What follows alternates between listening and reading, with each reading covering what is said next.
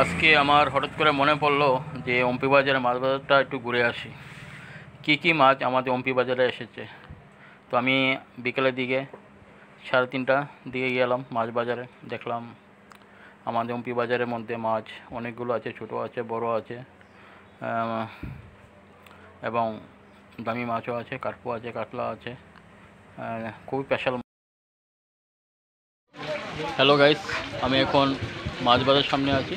আমি আপনাদের দেখাতে পাচ্ছি যে আমাদের অম্পি বাজারে মাছ বাজারের পাশে বিভিন্ন রকম সবজি পাহাড় থেকে আসে। আমি আপনাদের দেখার জন্য আপনারা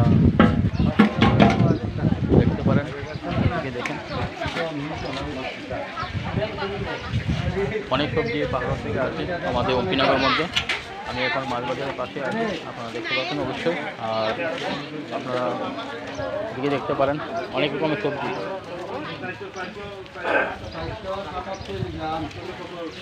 তো